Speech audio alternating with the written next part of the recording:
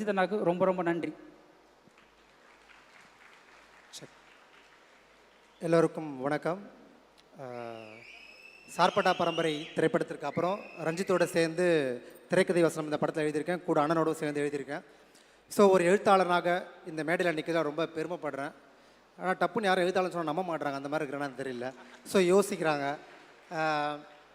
Like எனக்கு இந்த மேடையில் இருந்து யோசித்து பார்க்கும்போது, சும்மா லைஃப்பை ரீகலெக்ட் பண்ணி பார்க்கும்பொழுது என்னுடைய சிறு வயது என்னுடைய காலகட்டம் ஞாபகத்துக்கு வருது. ஏன்னா நான் 1992 நினைக்கிறேன். அப்போ எங்கள் வீட்டான எல்லாம் படம் பார்த்துட்டு சினிமா பற்றிலாம் பேசுகிறாங்க. எங்கள் அம்மா எங்களை தேட்டருக்கு அனுப்ப மாட்டாங்க, ஏன்னா ஏசப்பா கண்ணை குத்துட்டு வரணும் அவங்க பயங்கரமாக நம்பினாங்க.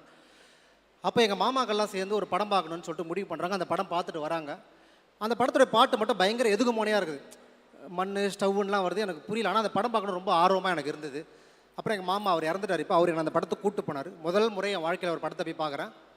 கேஷ்னோ தியேட்டரில் போய் அந்த படத்தை பார்க்குறேன். ஒரு பெரிய அரங்கம், ஒரு ஹீரோவை பார்க்குறேன். அந்த படம் பேர் மீரா. ஸோ அந்த பட கதாநாயகனோட படத்துக்கு இப்போ நான் ஒரு எழுத்தாளலாம் வந்து இந்த மேடையில் நிற்கிறதுல ரொம்ப சந்தோஷப்படுறேன். Thank you so much for this opportunity அவர் டைரக்டர் ரஞ்சித்.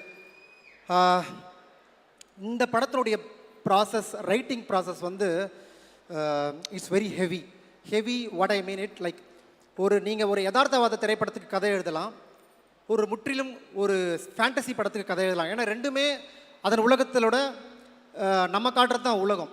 ஆனால் ரெண்டுத்துக்கு நடுவில் இருக்கிற மேஜிக்கல் ரியலிசங்கிறது வந்து எழுதுறதுக்கு ரொம்ப சவாலானது. அதை ரஞ்சித் அவர் ஃபர்ஸ்ட் டிராஃப்ட் எழுதும் போது எனக்கு ரொம்ப வியப்பாக இருந்தது. ஏன்னா அவர் வந்து ஒரு யதார்த்தவாத கதையை சொல்லக்கூடிய ஒரு படைப்பாளி. பட் அதை மீறி ஒரு மாய யதார்த்தவாதத்தை இந்த கதைக்குள்ளே கொண்டு வந்தார். அது எனக்கு ரொம்ப பிரமிப்பாக இருந்தது. இந்த படத்தினுடைய நரேட்டிவ் வந்து உங்களுக்கு ரொம்ப இன்ட்ரெஸ்டிங்காக இருக்கும்.